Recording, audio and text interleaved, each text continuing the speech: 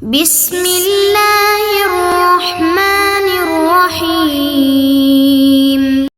اعوذ باللہ من الشیطان الرجیم، بسم اللہ الرحمن الرحیم وبہ نستعین۔ لمہ چہارم کے کتاب الوکالت کا دوسرا درس، ویسے لمہ چہارم کا 20واں درس۔ ہمارا دوسرا درس کتاب الوکالت میں ہے، اور اس دوسرے درس کا عنوان یہ ہے کہ وکالت جس چیز کے ساتھ تعلق رکھتی ہے اس کو کسی اور چیز پر معلق کر سکتے ہیں یا نہیں۔ گزشتہ درس میں ہم نے یہ پڑھا تھا کہ خود عقد وکالت منجز ہونا چاہیے، وہ معلق نہیں کر سکتے ہیں۔ لیکن میں آپ کو کہتا ہوں کہ آپ کو میرے وکیل ہیں کہ میرا گھر کرائے پر دیں، لیکن 1 مہینے کے بعد دینا۔ تو اب دیکھیں، میں نے گھر کو تو 1 مہینے کی قید لگائی کہ 1 مہینے کے بعد یہ کام کرنا ہے، لیکن خود وکیل ہونا تمہارا کسی چیز کے ساتھ مشروط نہیں، تم میرے وکیل ہو۔ تو فرماتے کہ یہ جائز ہے، اور مزید ہم جو ہے وہ جناب پڑھیں گے عبارت میں۔ اس کے بعد دوسرا جو موضوع ہے وہ یہ ہے کہ عقد وکالت یہ جو ہے جائز ہے یا عقد لازم ہے، تو ہم کہتے ہیں کہ یہ جائز ہے۔ اور تیسرا مورد یا تیسرا موضوع یہ ہے کہ عقد وکالت باطل بھی ہو سکتا ہے یا باطل نہیں ہو سکتا۔ ایک مرتبہ ہے کہ ہم خود باطل کرتے ہیں، وہ تو کر سکتے ہیں، لیکن ہم باطل نہیں کرتے، آٹومیٹک بھی باطل ہو سکتا ہے۔ جی ہاں، کچھ ایسے موارد ہیں۔ اب عبارت پر آپ توجہ کریں۔ وَيَصِحُّ تَعْلِيقُ تصرف، صحیح ہے کہ اب تصرف کو معلق کیا جائے مع تنجیز الوکالت، جبکہ وکالت کسی چیز پر معلق نہیں تھی۔ پر یہ کیسے ہو سکتا ہے کہ وکالت جو ہے کیا وہ منجز ہو اور تصرف معلق کو؟ کہتے ہیں بِأَنْ يَقُولَ، مثلا موکل کہتا ہے وکلتک فی کذا، میں نے تمہیں وکیل بنایا فی کذا، اس قسم کے کام میں، مثلا گھر کا کرائے پر دینا۔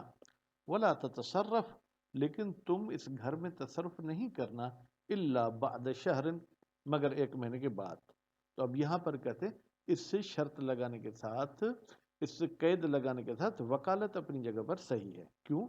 لأنہ بمعنی اشتراط امر سائق، لأنہ اس لیے کہ یہ تعلیق تصرف ایسے ہے جیسے کہ ہم ایک جائز چیز کی شرط کر رہے ہیں، وہ جائز چیز زائد علی اصل الوکالت، وہ اصل وکالت کا جز نہیں ہے، وکالت کا حصہ نہیں ہے۔ الجامع، اصل وکالت جو ہے کیا ہے، وہ تو اپنے اندر لیے ہوئے ہے لشرائط الوکالت، اس میں سب وکالت والے شرط موجود ہیں۔ التی، وہ شرائط، من جملتها التنجیز، ان شرائط میں سے ایک شرط یہ تھی کہ وکالت منجز ہونی چاہیے۔ وَإِنْ كَانَ فِي معنی تعلیق، وَإِنْ كَانَ، کان کو اسم چاہیے جو ہوا کی ضمیر مستتر ہے، وہ جاری تعلیق تصرف، اگرچہ یہ تعلیق تصرف بھی ایک قسم کا قید لگانا ہے، لیکن یہ اصل عقد کو، اصل وکالت کو قید نہیں لگا رہے ہیں۔ لأن العقود المطلقات من الشارع، اس لیے کہ وہ عقود جو لیے گئے ہیں شارع سے، وہ کیا ہے؟ منوطۃ بضوابط، لازمی ہے کہ وہ پابند ہوتے ہیں کچھ ضوابط کے۔ فلا تقع بدون ضوابط، تو نتیجے میں وہ عقود واقع نہیں ہوں گے بغیر ضوابط کے۔ وَإِنْ أَفَادَ فَائِدَتَهَا، اگرچہ بغیر ضوابط والے بھی ضوابط والا فائدہ دیں، لیکن پھر بھی ہم شریعت کے پابند ہیں، تو ہمیں وہی عقد کرنا ہوگا جیسے ہمیں شریعت نے بتایا ہے۔ اب دوسرے موضوع کی طرف چلتے ہیں کہ یہ عقد جائز ہے یا لازم۔ وہی ہے یہ عقد وکالت، اب ہی کی ضمیر عقد کی طرف پلٹائیں تو تھوڑا بہت آپ کو نحوی تنگ کریں گے کہ عقد مذکر ہے، اس کی طرف مؤنث کی ضمیر کیوں پلٹا رہے ہیں، اس لیے آپ کہیں وکالت کی طرف یہ جائے گی۔ یا اگر عقد کو مصدر مانیں تو مصدر ذو الوجہین ہوتا ہے۔ خوب، وہی ہے یہ وکالت جائزۃ من الطرفین، یہ موکل کی طرف سے بھی جائز ہے اور وکیل کی طرف سے بھی جائز ہے۔ یہاں پر جائز در مقابل حرام نہیں ہے، بلکہ جائز در مقابل لزوم، یعنی یہ عقد لازم نہیں ہے۔ فَلِكُلِّ مِنْهُمَا، ان دونوں میں سے یعنی موکل اور وکیل میں سے ہر ایک کو حق ہے ابطالها، کہ وہ وکالت کو باطل کر دے، فی حضور الآخر و غیبت ہی، دوسرے کے سامنے یا اس کے جو ہے کیا ہے غیبت کے زمانے میں، غیبت بے معنی وہ غائب ہے، میں وکیل ہوں، موکل کے سامنے کہتا ہوں کہ جناب میں نے وکالت ختم کر دی، موکل وکیل کے سامنے کہہ دے کہ بھائی میں نے تمہاری وکالت ختم کر دی، یا وکیل حیدرآباد میں بیٹھا ہے، موکل لاہور میں بیٹھتا ہے، وکیل کہتا ہے بھائی میں نے ان کا وکیل ہونا چھوڑ دیا، تو یہ بھی کافی ہے۔ لیکن کچھ شرائط ہیں، وہ کیا شرائط ہیں؟ لیکن ان عدل الوکیل نفسہ، اگر وکیل خود کو وکالت سے ہٹا دیتا ہے، بطلت، تو وکالت باطل ہو جائے گی، مطلقاً، چاہے موکل کو اس کا علم ہو چاہے موکل کو اس کا علم نہ ہو۔ یعنی موکل کو علم نہیں ہے، اب دوبارہ یہ اس چیز میں تصرف نہیں کر سکتا۔ وَلَوْ أَذَلَّهُ الْمُوَكِّلُ، اگر وکیل کو ہٹا دیتا ہے موکل، اشترط علمہ، تو پھر شرط ہے کہ وکیل کو علم ہونا چاہیے بالعزل، اپنے ہٹنے کا، فلا ینعزل، پس وکیل کی وکالت ختم نہیں ہوگی بدون العلم، بغیر علم کے، فی اصح الاقوال، اقوال میں سے علم سے مراد یہاں پر کیا ہے؟ یہ جو وکالت والی بات ہے، بلوغہ الخبر، یعنی وکیل تک یہ خبر پہنچے کہ موکل نے تمہاری وکالت ختم کر دی۔ کیسے پہنچے؟ بقول من، ایک ایسے شخص کے کہنے سے خبر پہنچے، یقبل خبر ہو، جس کی خبر قبول کی جاتی ہے، یعنی عادل بندہ ہو۔ وَإِنْ كَانَ عَدْلًا وَاحِدًا، اگرچہ یہ خبر دینے والا ایک ہی عادل ہو تو بھی کافی ہے، دو کا ہونا صحیح لازمی نہیں ہے۔ لصحیحۃ الشام ابن سالم عن صادق علیہ السلام، بھائی دلیل آپ کی کیا ہے کہ ایک ہی عادل کی خبر سے اس کی وکالت ختم ہو جائے گی؟ کہتے ہیں کہ روایت صحیحہ نقل کی ہے جناب ہشام بن سالم نے امام جعفر صادق علیہ السلام سے، ولا عبرت، کوئی حیثیت نہیں ہے بخبر غیر العدل، اگر عادل کے علاوہ کوئی اور آ کے اسے بتائے کہ موکل نے تمہاری وکالت ختم کر دی، وَإِن تَعَدَّدَ، اگرچہ یہ غیر عادل متعدد ہی کیوں نہ ہو، ما لم يحصل به العلم، جب تک حاصل نہیں ہوگا عزل کا علم وکیل کو، تب تک ختم نہیں ہوگی اس کی وکالت۔ او الظن، اگر علم حاصل نہیں ہے تو ظن حاصل ہو، المتأخم، المتأخم بمعنی قریب للعلم، جو علم کے قریب، مثلا 90%، 95% اس کو بھی لگ رہا ہے کہ اس کی وکالت ختم ہو گئی۔ ولا یکفی فی انعزالہ، کافی نہیں ہے وکیل کے عزل کرنے میں، وکیل کے وکالت ختم کرنے میں، الاشہاد من الموکل، موکل صاحب گواہ ٹھہرائے، اللہ عزل ہی، کہ بھائی تم دو گواہ ہو کہ میں نے وکیل کی وکالت ختم کر دی، بھائی آپ اس تک اطلاع پہنچائیں، شاہد بلانے سے کوئی آپ کی وکالت اس کی ختم نہیں ہوگی، الاقوا، کیوں؟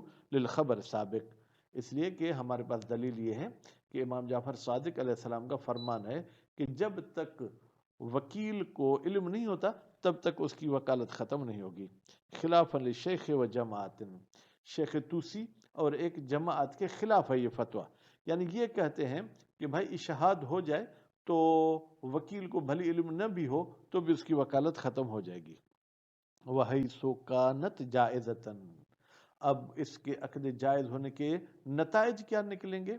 جب وکالت عقد جائز ہے، تب طلو بالموت، موکل یا وکیل میں سے کوئی ایک مر جائے تو یہ وکالت باطل ہو جائے گی، والجنون، دونوں میں سے کوئی ایک پاگل ہو جائے تو یہ وکالت ختم ہو جائے گی، والاغماء، دونوں میں سے کوئی ایک بے ہوش ہو جائے تو یہ وکالت باطل ہو جائے گی۔ کہتے ہیں من کل واحد منہما، موکل اور وکیل میں سے جس پر بھی یہ اسباب عارض ہوں گے وکالت باطل ہو جائے گی، سواء، جناب طال زمان الاغماء، کہتے ہیں چاہے بے ہوشی کا زمانہ طویل ہو، مثلا 1 مہینہ 2 مہینہ، ام قصر، یا 1 منٹ 2 منٹ کے لیے بھی بے ہوش ہو گیا، موت کا تو طویل اور کثیر زمانہ نہیں ہوگا، موت تو موت ہے، باقی بے ہوشی اور جنون والی بات میں یہ بات آ سکتی ہے۔ وَسَوَاءٌ اطبق الجنون ام کان ادوار، چاہے جنون اطبق یعنی دائمی جنون ہو یا جنون کے بھی دورے پڑتے ہوں، وَسَوَاءٌ عَلِمَ الْمُوَكِّلُ بِعُرُوزِ الْمُبْطِلِ ام لم يعلم، اور کو علم ہو کہ جناب میرا وکیل پاگل ہو گیا ہے، میرا وکیل بے ہوش ہو گیا ہے، ام لم یعلم، یا اس کو علم نہ ہو لیکن وکالت ختم ہو جائے گی۔ اچھا، وہ بالحجر، یہ بھی ایک سبب ہے جس سے وکالت باطل ہو جاتی ہے، وہ بالحجر، یعنی جب پابندی لگ جائے موکل پر، کس چیز کی؟ کہ تم اپنے مال میں تصرف نہیں کر سکتے، پابندی لگتی ہے موکل پر فی ما، اس مال میں وکل فی ہے جس میں موکل نے کسی کو وکیل ٹھہرایا ہے. مثلا گھر جو ہے کیا ہے وراثت کے حوالے سے پابندی لگ گئی کہ اس میں کوئی بھی تصرف نہیں کر سکتا، جبکہ ایک بھائی نے کسی کو وکیل کیا تھا کہ تم میرا گھر جو ہے وہ بیچ دو. یا نہیں، وراثت کا چکر نہیں، بے صفہ ہے، ایک بندہ بے وقوف ہو گیا ہے، کیونکہ عقل کی بھی کمیاں ہوتی رہتی ہیں. اگر بے وقوف ہو گیا تو کورٹ یا شریعت کہتی ہے کہ تم اپنے مال میں تصرف نہیں کر سکتے ہو. والفلس، فلس کا مطلب ہے کہ وہ نادار ہو جائے، مفلس ہو جائے، مقروض ہو جائے، اپنا قرض ادا نہیں کر سکتا، تو بھی حاکم شرع اس کو پابند کرتا ہے کہ بھائی جب تک تم قرض ادا نہیں کر سکتے اپنے مال میں تصرف نہیں کر سکتے ہو. لأن منعه من مباشرت الفعل، اس لیے کہ جب خود موکل کو ہم منع کر رہے ہیں کہ تم اس کام میں، تم اس گھر میں، تم اپنے اس سامان میں تصرف نہیں کر سکتے ہو، جب خود تصرف نہیں کر سکتا تو یقتضی، یہ اس کا اپنا تصرف نہ کرنا تقاضا کرتا ہے من الموکل من التوکیل فی ہے، کہ ہم منع کر دیں موکل کو کہ وہ کسی کو وکیل بنا سکتے فی ہے اس ممنوع چیز میں.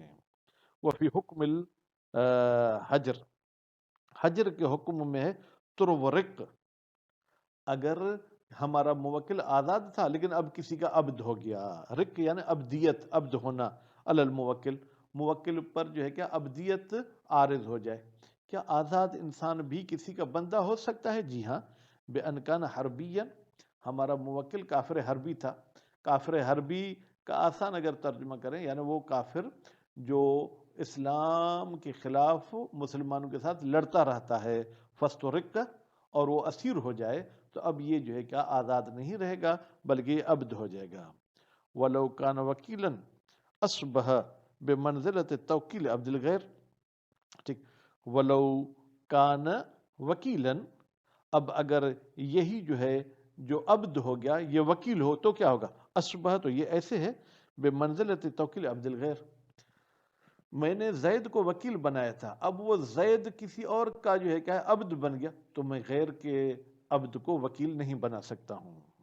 اچھا، ایک اور سوال، بھائی اگر نیند لمبی آ جائے، 4 دن تک انسان سویا رہے، کیا لمبی نیند سے وکالت باطل ہو جائے گی؟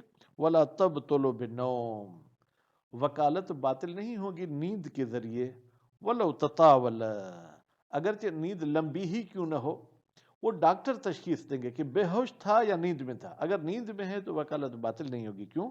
لبقاء اہلیت تصرف، اس لیے کہ نیند والے بندے میں صلاحیت ہوتی ہے کہ وہ اس وکالت شدہ چیز میں تصرف کر سکے، ما لم یؤد الی الاغماء، جب تک یہ نیند اس کو بے ہوشی تک نہیں پہنچا دیتی.